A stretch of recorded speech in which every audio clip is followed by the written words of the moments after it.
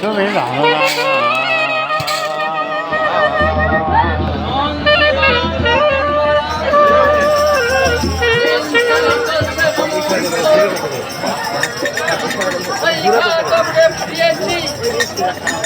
भक्तवानকে হত্যা করেছে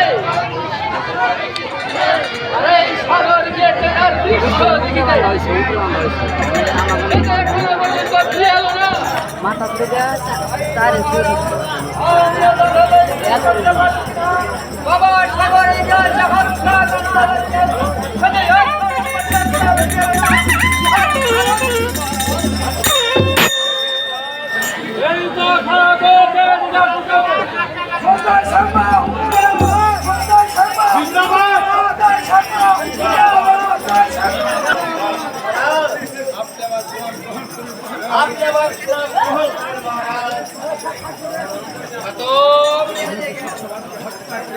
তুমি কি সত্যবানকে হত্যা করে ভক্ত রক্ত নিয়ে এসেছো?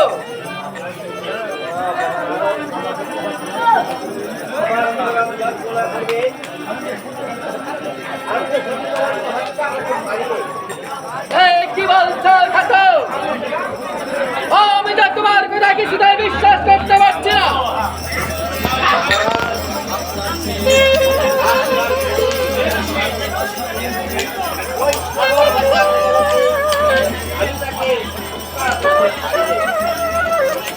সাগর ভাষা তুমি সাগর ভাষার জন্য বর্তমানকে হত্যা করতে পারবে?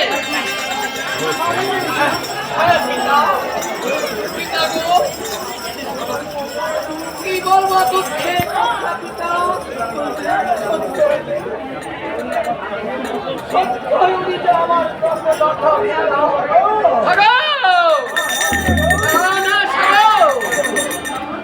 তোমার পিতা হতে পারে না, তুমি তো আমার সন্তান সাগর। আমি তোমার গর্ভদাতা পিতা।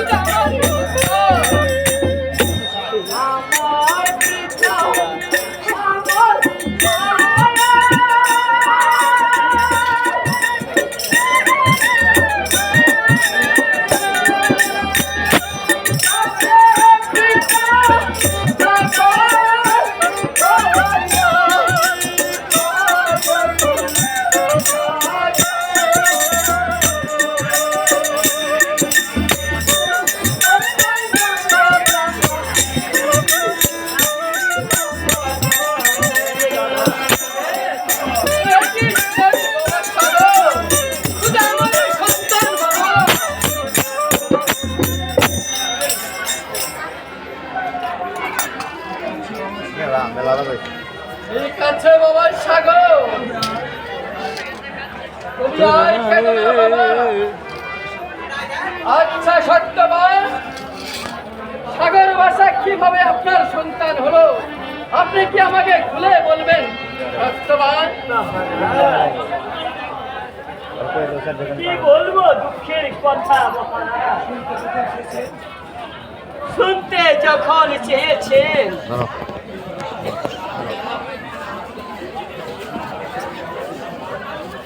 তারপরে বলি মহারাজ, এই যে বহুদিনের কথা, আমাদের দেশের মহারাজা রণজিৎ সিংহ একদিন হঠাৎ করে আমার বাড়িতে আতিথ্য গ্রহণ করি। তারপর রাত প্রভাত কালে আমাকে ওই ভিক্ষার সঙ্গে বেঁধে আমার প্রাণ প্রিয় শ্রী সত্যবতীকে নিয়ে যা সেই মণিপুর রাজ্যে।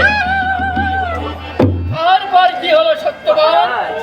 আমার প্রাণ প্রিয় শ্রী সত্যবতীকে রেখে দে ওই অন্ধকার কারাগারে। তারপর কি হলো? সেই কারাগারে এই কি বলছো সত্যবান? তাই তুমি সত্যি কথা বলো। মহারাজ, তাই ধাত্রীর দ্বারাই সাগরকে ওই সাগর জলে ভাসিয়ে দেয়। তাই দিবরগণ কুড়িয়ে দিয়ে আপনার কাছে বিক্রি করেছে। তাই আমি বিনা পয়সায় আমার পুত্র সাগরের মায়ায় আপনার কাছে যে আমি চাকরিতে নিযুক্ত হয়েছি মহারাজ। সভাপতি মশাই ও মন্ত্রী মশাই, এই ঘটনা কি সত্য? আপনারা কি জানেন? এই ঘটনা সত্য। এই কথা সত্য। মন্ত্রী বিরাজও আমাদের রাজ্য একদিন আক্রমণ করতে এসেছিল। সে একজন ভয়াবহ। এই কথা সত্য।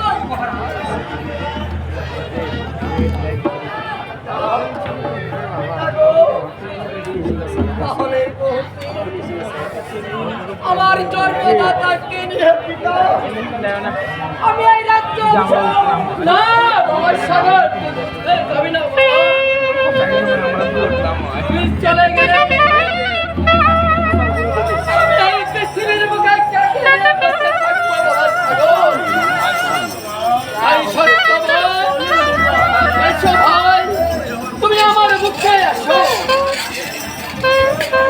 ভাই সত্যবান, আমি না জানে না শুনে তোমাকে আমি আঘাত করেছি ভাই, তুমি আমাকে ক্ষমা করে দিও। কি বলছে মহারাজ? এই কথা বলে আমাকে লজ্জিত করবেন না মহারাজ। তোমার আজ থেকে আমি হয়েছি খবর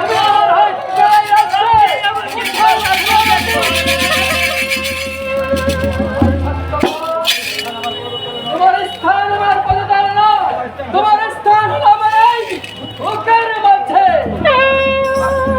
আজ থেকে বাবা সাগরের দায়িত্ব তোমার হাতে অর্পণ করলাম। আয় বাবা সাগর, আজ থেকে তুমি সাগরের দেখাশোনা তুমি নিজেই করবে ভাই সত্যবান।